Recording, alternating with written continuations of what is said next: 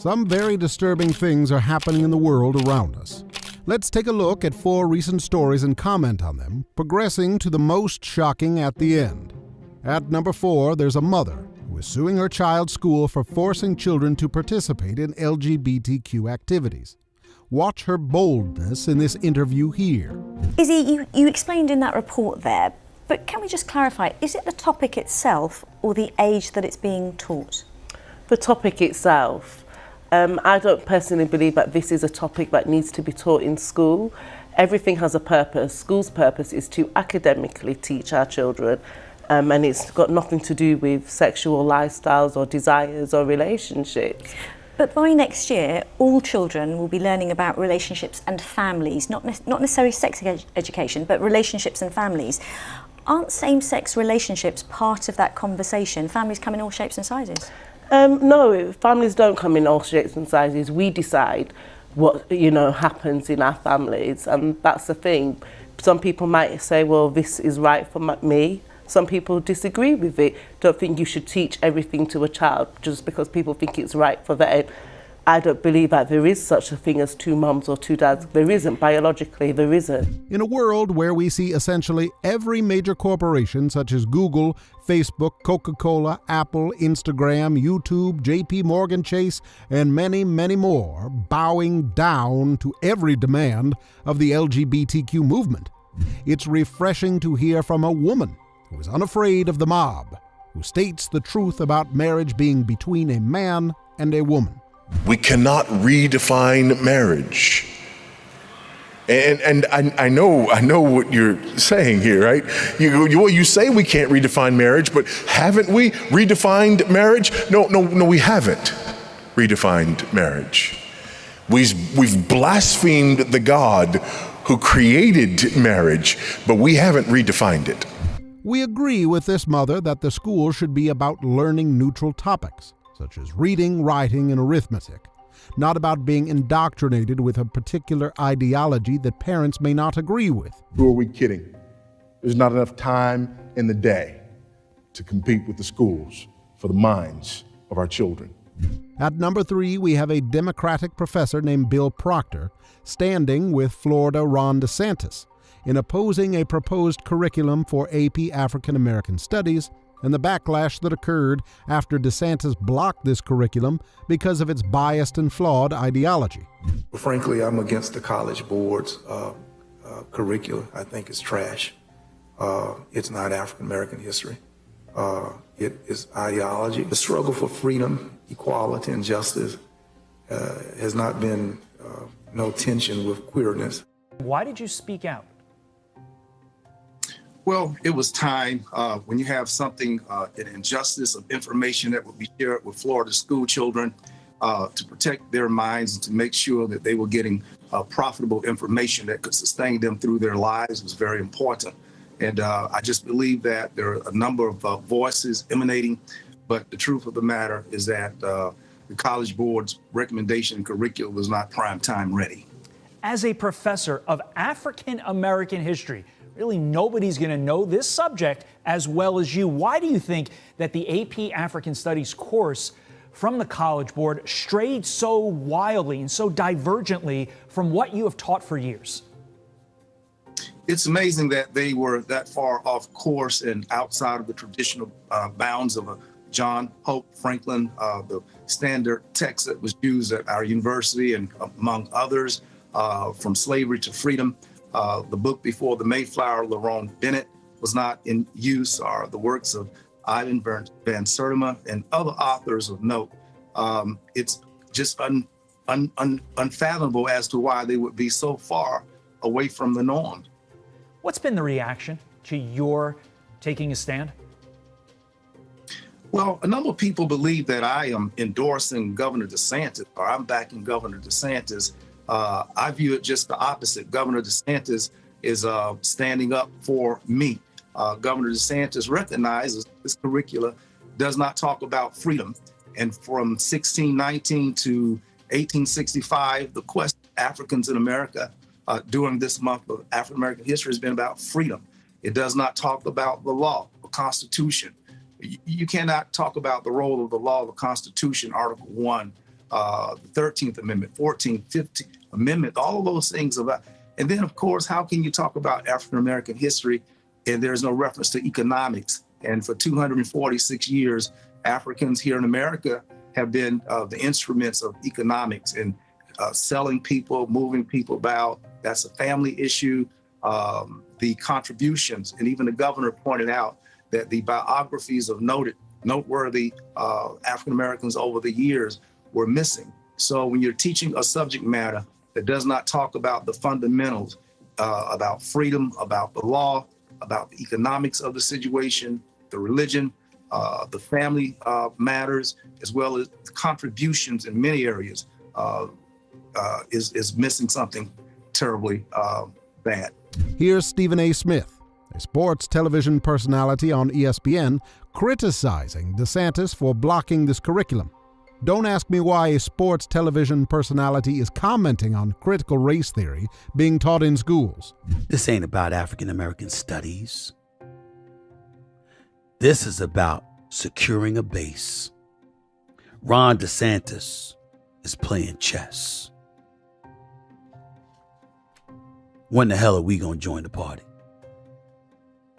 And by we, I mean folks who are paying attention, not falling for the okie doke, not sitting up there acting like, oh my God, this is about something it isn't. Ron DeSantis don't give a damn about African American studies. He gives a damn about winning the presidency.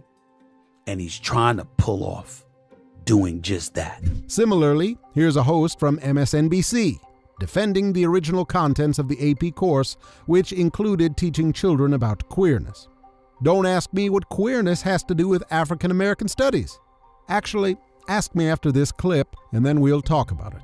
It's dealing with movements and debates. It makes no sense to me that Black Lives Matter has now been reduced to a project that the students can voluntarily investigate, when Black Lives Matter is perhaps the most significant modern movement that we've experienced here. So it seems that that should be something a little bit more direct. The stuff around Black queer theory, what they've done is that they've moved it throughout the syllabus or the course, and they're using primary source material. They could be a little bit more direct, I think, in this regard. But like Professor Dyson said, if we were not dealing with this against the backdrop of Stay Woke acts, the backdrop of critiques of critical race theory, we could actually get at the content of the course. But instead, what we're dealing with is this fear of this historiographical displacement that's driving the terror and panic. So why is learning about queerness so important to people who want to indoctrinate children using this AP African American Studies course? Well, it's because in critical race theory, which is about group identity, there is an inexorable link between both blacks and queer people being victims of oppressive groups, particularly white Christian people.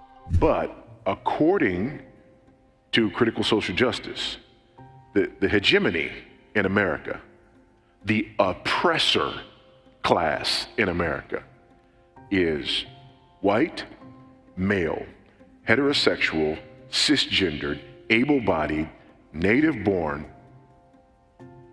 Christian. You see, the writers of this AP African American Studies curriculum have an agenda to indoctrinate children with an ideology that is both not historical and not truthful. An ideology that is essentially the extremely flawed 1619 Project. By the way, the 1619 Project, you've probably heard of this, right? This Pulitzer Prize winning, horrible piece of history. The 1619 Project. What is the 1619 Project all about? The 1619 Project is about moving the founding of America, or our understanding of the founding of America, from 1776 to 1619. Because if the founding of America is 1776, then it's founded on some documents and ideas that are pretty good. But if the founding is seen as 1619, when the first slaves came to America, then America is rooted and grounded in the original sin of slavery and racism. That's what the 1619 Project is all about at bottom. At number 2, we have extremely similar propaganda that Disney Plus is feeding to young children. This is a clip from the show The Proud Family.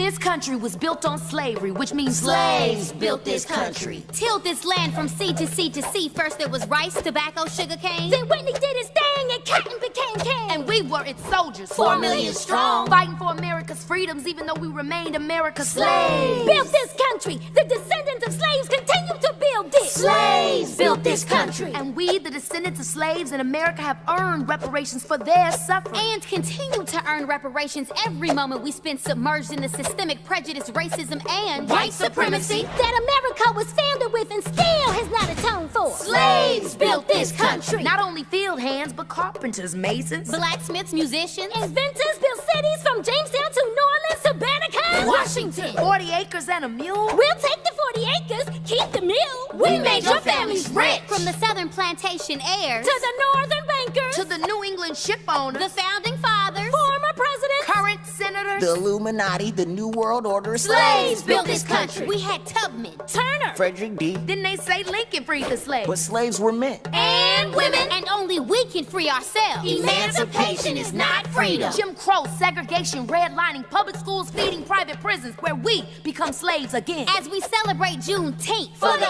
umpteenth time, our account is still outstanding. Because this country was built on slavery, which means slaves built this country. And we demand our 40 acres and a mule. Bump that! You can keep the mule. Keep the 40. We're taking our freedom. Again, this is essentially a rehashing of the 1619 Project, which is an extremely flawed view of history that has received an enormous amount of criticism. And finally, at number 1, we have the World Surf League embracing transgender ideology and allowing men to compete at its events. Professional surfer Bethany Hamilton spoke out against the league's decision. Today, I want to address the news that the World Surf League has officially made the rule that male-bodied individuals known as transgender athletes can officially compete in the women's division. The World Surf League says they are following the Olympic guidelines. While I address this issue, I want to be clear that I strive to have love for all of mankind, regardless of any differences. But this concerns me as a professional athlete that has been competing in the World Surf League events for the past 15 plus years, and I feel that I must speak up and stand up for those in position that may feel that they cannot say something about this. I think many of the girls currently on tour are not in support with this new rule, and they fear being ostracized if they speak up. So here I go. Questions I have that I want to consider with you. How is this rule playing out in other sports like swimming, running, MMA? Have any of the current surfers in the World Surf League been asked what their thoughts and opinions are on this new rule before it was passed or announced? Should there be a conversation with the 17 women and all of the men on tour prior to a rule change such as this? Is a hormone level an honest and accurate depiction that someone indeed is a male or female? Is it as simple as this? Who is pushing for this huge change? Does this better the sport of surfing? Is this better for the women in surfing? If so, how? How did whoever decided these hormone rules come to the conclusion that 12 months of testing testosterone make it a fair and legal switch? Why is the WSL's statement about trans women competing with women, and yet there's no mention of converted women competing with men? I personally think that the best solution would be to create a different division so that all can have a fair opportunity to showcase their passion and talent. And I think it's really hard to imagine what the future of women's surfing will be like in 15 to 20 years down the road if we move forward allowing this major change. But we are seeing glimpses of male-bodied dominance in women's sports like running, swimming, and others. My hope is that if I ever have a daughter who is competing in surfing or any sport, and also for all the aspiring young generation of women, to have a bright and promising opportunity in her ambition to be the best of the best woman in her sport. I personally won't be competing in or supporting the World Surf League if this rule remains. Thanks. The Olympics this year.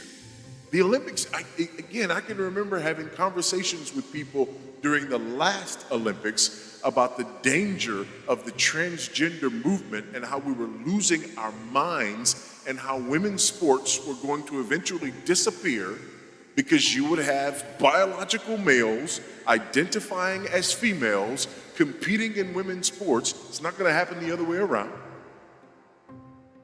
And all of a sudden, women will disappear.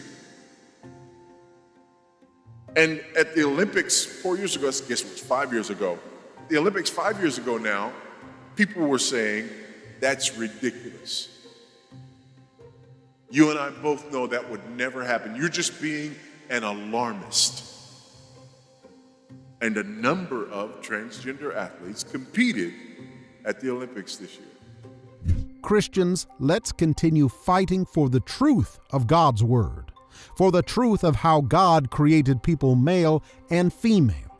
Because if we give up this fundamental and foundational truth, we are essentially giving up truth itself. More than affirmation and enablement, what lost people need to hear most of all is truth, specifically the truth of the full gospel of Jesus Christ.